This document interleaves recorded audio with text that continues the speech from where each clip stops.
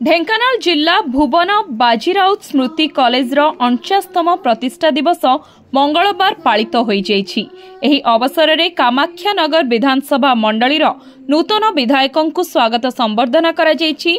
सर्वकनिष्ठ शहीद वीर बाजीराउतଙ୍କ नामरे 1976 मसीहा जुलाई मास 9 तारिख दिन कामाख्यानगर पूर्वतन विधायक स्वर्गत कैलाश चंद्र महापात्र और सामाजिक कर्मी महंत प्रधान कॉलेज प्रतिष्ठा करथिले। छात्री छात्रंक भविष्यत गठन तथा शिक्षा क्षेत्र में अंचलर अग्रगति थिला उद्देश्य। कॉलेज 1982 मसीह सरकारी अनुदान प्राप्त हेबा सहित महाविद्यालयर मान्यता हासिल करथिला। प्रारंभिक समय रे 8 जन छात्री छात्रों को नहीं पाठपढ़ा आरंभ होई आज 1800 रु ऊर्ध्व छात्री छात्र विभिन्न विभाग रे अध्ययन करुछंती।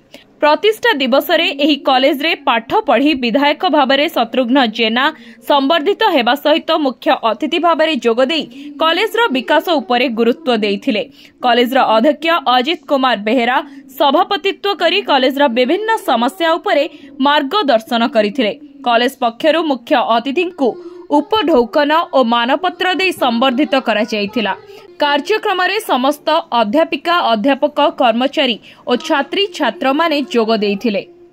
निजक धन्यवाद दूची जो महाविद्यालय जो दिन आरंभ है से दिन थी एठी मध्य छात्र थी आज अतिथि मु आज अतिथि भावुनी अनेक दिन रे महाविद्यालय किभली भाव रे बहुत तले अच्छी उन्नतिर पछरे अच्छी विकासर पछरे अच्छी किभली आगामी दिन रे जेती दिन आम पदपदे रहा तार किमती सदुपयोग करी ये महाविद्यालय उन्नति और विकास शीर्ष स्थान में पहुँचो सी मोर आज चिंता।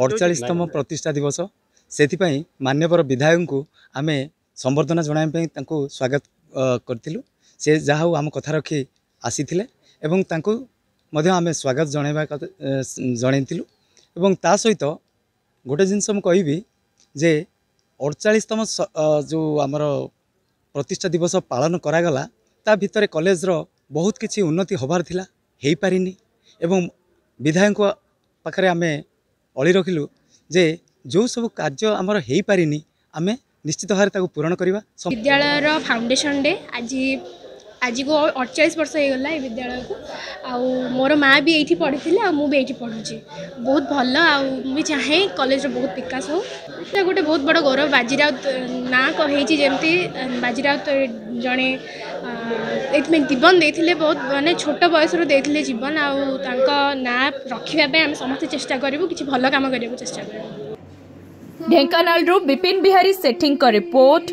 धरित्री लाइव।